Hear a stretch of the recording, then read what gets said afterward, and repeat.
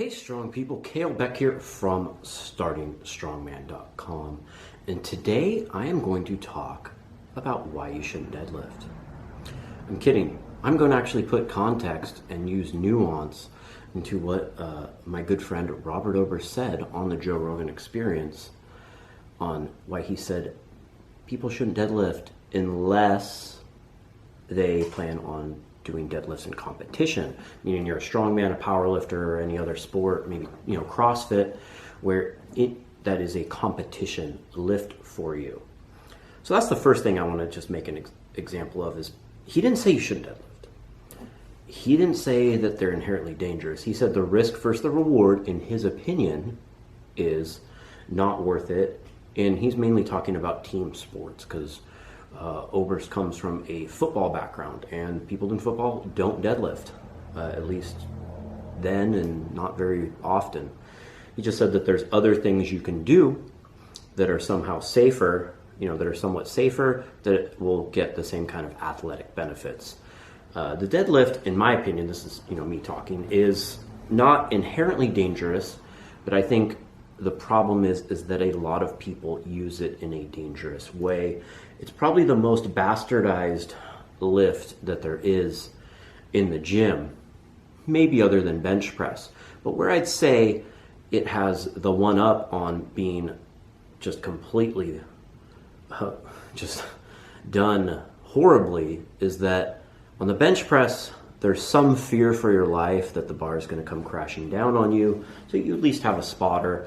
And if you kind of mess up your shoulder or your pec or something, it's not as debilitating as if your lower back, you herniate a disc, etc. So then the risk is higher if you deadlift wrong.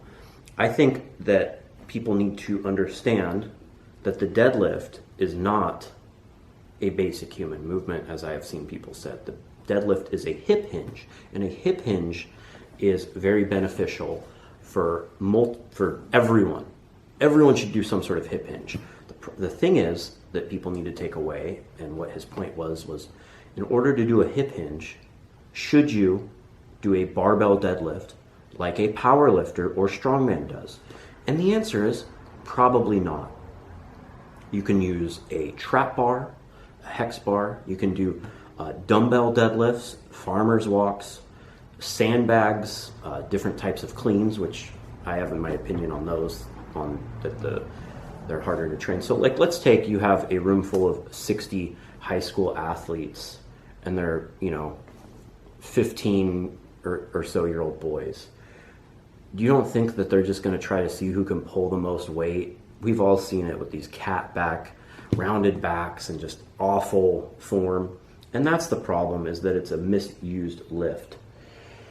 So I think it can be a beneficial exercise for people. If you compete in strongman or powerlifting, you better learn how to deadlift, and you better deadlift all the time, just like Robert Oberst does. In fact, I just released his book, his new training manual, the Strong and Pretty program, how to get strong and pretty like Robert Oberst, on StartingStrongman.com, and it has an entire section on how we helped fix his deadlift and improve it, and a little background on his deadlift as far as strongman training goes, and I'll read that in a second. But people really need, I didn't want to make this video. Actually, we hung out together just the other day and we talked about this a lot, so I'm trying to give a little insight, just because I keep seeing this question addressed to me. My clients have been asking me.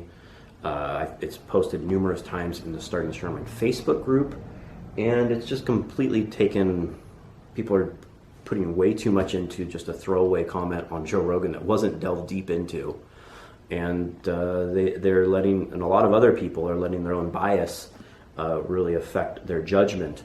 The way I approach all training, so for myself, I deadlifted every week, twice a week, all the time. I'm not the best athlete in the world, but I got to a point where I was pretty competent at the deadlift for my weight class in strongman, which is a lightweight, which is 175 pounds. I deadlifted 600 pounds in that weight class. I won, or at least placed top three at all national level strongman events for my weight class. against, the best of my peers in strongman in any sort of deadlift variation we did. And now I just train to kind of be healthy, and, I trained a little stupid, and I didn't take these kind of precautions deadlifting like I have my clients really working on. I didn't know what a hip hinge was. I just thought you did deadlifts, and just really focusing on bracing, not going too heavy all the time and all that stuff. And my back's a little cranky these days, and I can deadlift if I spend, a while doing activation work, warm-up work. But with a toddler, with my young son, I don't have a lot of time to train anyways, also running this business. So instead, it takes me, forever to warm up to do a sort of deadlift. And it is a lift I enjoy, but it's just not the most practical tool for me personally. And it might be the most practical tool for you right now, especially if you're planning on competing. You're forced to have it be. So I do other lifts like farmer's walks, Romanian deadlifts, trap bar deadlifts, have the Titan rickshaw out there, and other things. And I don't have to spend as much time warming up and doing all these things. I mean, I got this reverse hyper, which I'm leaning on right now, just so I can try to keep my back healthier, so I can maybe get back to deadlifting someday, because it's something I enjoy. And if it's something you enjoy, you should continue to do it. But every lift, every exercise is a tool, and not every tool is the right tool for every job and every application. And most of the people I know that actually train people for a living, that aren't recreational lifters, that give advice to other recreational lifters, agree that the barbell deadlift is, can be the wrong tool. It's hard, if you have a classroom, you want to teach every single one of those kids exactly how to do a proper deadlift. It takes more time. If someone comes to me, and I have this all the time, that even when people want to compete in strongman, that they're just not able to perform a proper hinge or a proper deadlift. And I spend weeks, months helping their mobility, doing very light work, doing other exercises that are going to build up those same muscles and same kind of areas that need to be, that sometimes need to get strengthened just so they can perform a proper deadlift. You need to brace correctly. You need to have a good hip hinge. You need to have the mobility to get down to the bar. So sometimes we spend a lot of time doing elevated deadlifts, and then some light stiff leg dumbbells to just increase their range of motion over time. Or we do the heavy work or rep work with a trap bar, and we just do light speed pulls, just working on positioning the entire time. And I pay my mortgage by training people, and every single one of my clients does some sort of deadlifts because I train people for strongman. I used to do more general population training, and when I did that, or if someone came to wanted to do that, then I wouldn't have them all deadlift. Pretty simple. It's not evil. It's just a tool, and not everyone has to do it. It's not like some bullshit that people think like, the stronger someone is, the harder they are to kill. That's just complete nonsense. So here is the section from the new program and ebook from Robert Oberst on startingstrongman.com. Here's the section, How I Fixed My Deadlift. I have always struggled with my deadlift. It is the one lift we never did in football. I didn't even know what a deadlift was until I got into strongman. I had so far to catch up, it forced me to constantly have to go heavy, heavier than my body really wanted, as I didn't have the time to learn the lift along with how fast I was progressing in the sport. Even when I made progress and got some reps at a pro show, which were above my max at the start of the training cycle, it would still be my lowest placing event, and then the next show would be even heavier, once again above my max. Every training cycle was sink or swim. When I won my pro card, I displaced a rib deadlifting the car in warm-ups. My friend, Kalle Beck, taped me back together with phone books and duct tape to brace my ribs well enough so I could get a few painful reps on that heavy-ass car. It was heavy. Dealing with the pain and getting a few reps on that car deadlift was how I won my pro card. If I zeroed it, I crushed every other event, but it wouldn't have been enough. I would have lost too many points to make up enough to get the overall win. As you can see, deadlift and I have always had a painful relationship. So I'm going to give, it keeps going, but I'm going to give a little bit more context to that. So Dallas, I mean, he was competing against Dimitar Savatinov. There was so many good pros. Chad Kurian was right up there. It was a tough show. They didn't let me deadlift the car because I was a lightweight. They didn't think we could. That's a whole other story.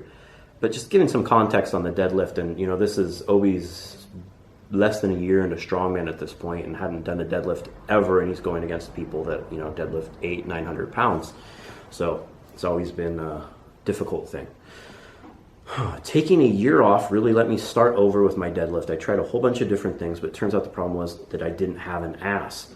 Talking to Kalle about fixing my deadlift, he commented that I had the smallest ass to body ratio of anyone in the world.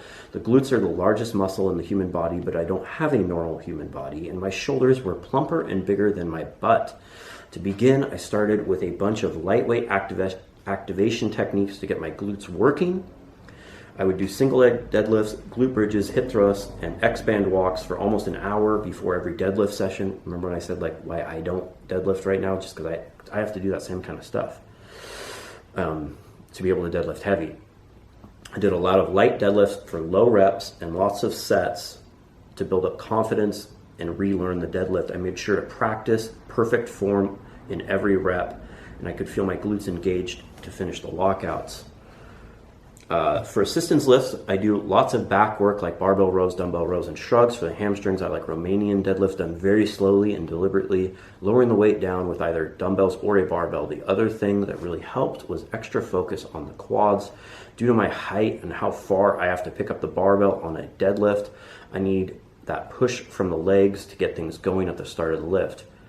My favorite with the most carry over to my deadlift have been leg presses, front squats, and lunges. I also added heavy barbell hip thrusts into my training and really emphasized the glutes, no longer neglecting them. And I think you may have noticed the difference. For the first time in my life, I have a booty. And I also got my first successful deadlift at World's Strongest Man. He did 1 rep on the car. And you know, that's all he needed to do to get to the point to advance to the last man standing stones.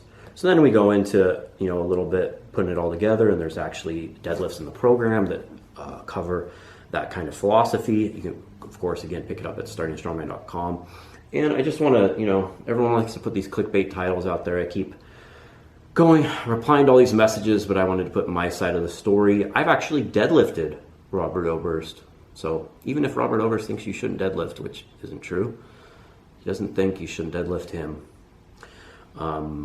I'm Kalle Beck. Thanks for watching. You can go to startingstrongman.com for all of your information, including the Strong and Pretty program and multiple deadlift articles. I'll try to remember to link them in the comments.